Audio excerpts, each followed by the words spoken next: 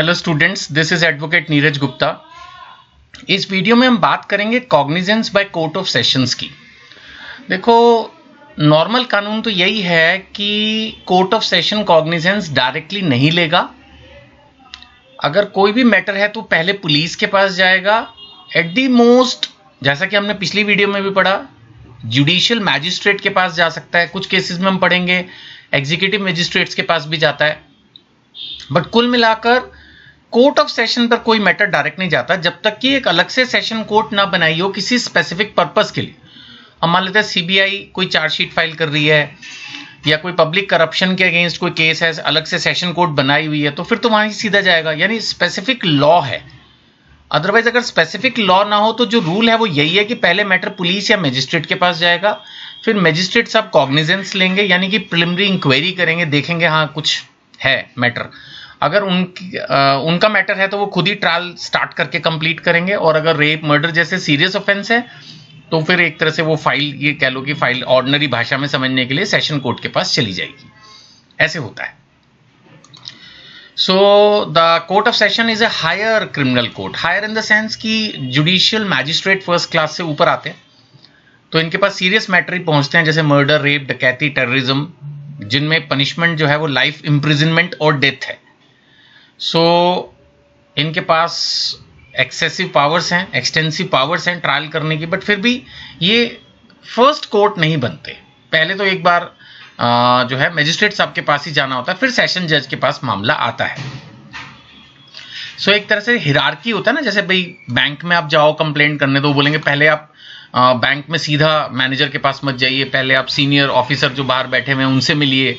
ये वैसा है कि एक बार पहले जो भी प्रिलिमिनरी स्क्रूटनी चेकिंग जो है एक तरह से वो मजिस्ट्रेट करेंगे और फिर वो केस को रेफर करेंगे सेशन कोर्ट में।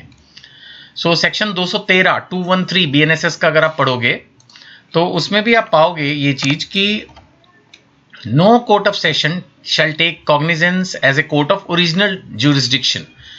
कोर्ट ऑफ ओरिजिनल ज्यूरिसडिक्शन का मतलब हो गया कि मामला सीधा उनके पास जा सकता है, तो इसमें मना कर रहे नहीं, सेशन कोर्ट पे मामला सीधा नहीं जा सकता।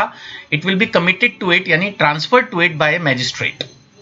Committed to it by a magistrate. जब तक एक मैजिस्ट्रेट साहब केस को सेशन कोर्ट नहीं भेजेंगे तब तक वो नहीं कर सकते, जब तक कि कोई स्पेशल लॉ इस बारे में क्रिएट ना किया हो। जैसे मैंने कहा, करप्शन वगैरह के मामले में हो सकता है कि कोई अलग से गवर्नमेंट सेशन कोर्ट बना दे, तो फिर ठीक है, वो सीरियस मैटर्स होते हैं तो चलो भाई चालू करो सीधा ही आप। अदरवाइज रूटीन जो प्रोसेस है, इवन मर्डर, रेप जैसे सीरियस ऑफेंसेस में भी पहले मैजिस्ट्रेट साहब के पास ही जाएगा और फिर वहां से सेशन कोर्ट आएगा। अब यहां पर वो मैजिस्ट्रेट जो है वो एग्जामिन कर रहे हैं whether there is sufficient material to proceed, यानी कॉग्निजेंस, फर्स्ट कॉग्निजेंस वो खुद ले रहे हैं। Unnecessary trial court of session में नहीं होगा। हिरार्की एस्टैब्लिश जो की है उसको मेंटेन किया जाएगा। और एक्यूज्ड के लिए भी है कि कोई भी फ्रिवलेस, बेसलेस केस माना किसी ने फाइल किया तो वो फर्स्ट स्टेप पर ही मैजिस्ट्रेट उसको कैंसिल कर देगा। सेशन कोर्ट छोटी चीज नहीं है, वहां तक ये मैटर नहीं जाएगा। बात आ रही समझ में? अब जहां तक प्रोसीजर का सवाल है, प्रोसीजर तो वही होगी ना, वो रिपीट ही हो रहा है कि मैजिस्ट्रेट केस को एग्जामिन करके कोर्ट ऑफ सेशन में भेज देते हैं जहां पर सीरियस मैटर होता है। कौन कौन से सीरियस मैटर हैं पहले भी पढ़ाए, फिर पढ़ा देता हूं। Murder, attempt to murder, rape, gang rape, डकैती, kidnapping for ransom, terrorism and other offences punishable with life imprisonment or death. ये सब एकदम सीरियस मैटर्स हैं जो कि कोर्ट ऑफ सेशन डिसाइड करता है। एक दो एग्जाम्पल भी बनाए गए हैं, जैसे सपोज रमेश एक्यूज्ड है कि उसने मर्डर किया, पुलिस ने इन्वेस्टिगेट किया, चार्जशीट फाइल कर दी जुडिशियल मैजिस्ट्रेट के पास, उन्होंने कॉग्निजेंस लिया, पुलिस रिपोर्ट पढ़ ली, लेकिन मर्डर जो है वो कोर्ट ऑफ सेशन में जाना था, तो फिर मैजिस्ट्रेट ने वो केस सेशन कोर्ट को भेज दिया। The magistrate commits the case to session court means transferred to session court. ठीक है, अब यहां पर सेशन कोर्ट जो है वो कॉग्निजेंस लेगा और ट्रायल शुरू करेगा, डायरेक्टली एंटरटेन नहीं हो सकता।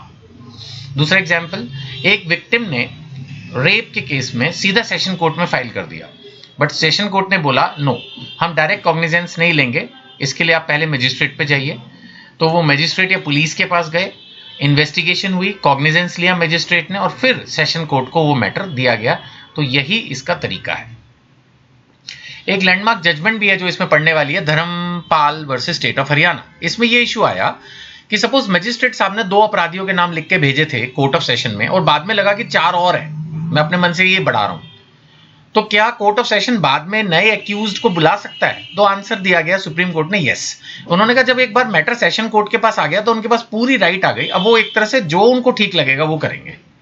सो इसका मतलब ये हुआ yes, the supreme court held that once a case has been validly committed, session court has full jurisdiction, that is the point we should understand, and they may summon additional accused. अगर उनको लगता है कि हाँ औरों को भी पकड़ के लाने की जरूरत है, औरों को भी जेल भेजना है, औरों पर भी केस चलाना है, तो सेशन कोर्ट अपने आप में कंपिटेंट है। ऐसा नहीं है कि जो जुडिशियल मैजिस्ट्रेट फर्स्ट क्लास ने लिख के भेजा बस वो उतने ही लोगों पर उसी तरह से केस चलाएंगे, ऐसा नहीं है।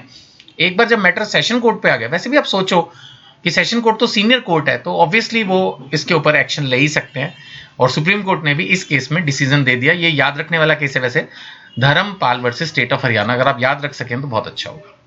ठीक है, सो आई होप कि इसके ऊपर अगर शॉर्ट नोट आता है एग्जाम में तो आप इजीली लिख लोगे। फिर भी कोई दिक्कत महसूस करो तो इन नंबरों पे व्हाट्सएप करो। जिस बुक से पढ़ा रहा हूं इसको खरीदने के लिए भी कनेक्ट कर सकते हैं।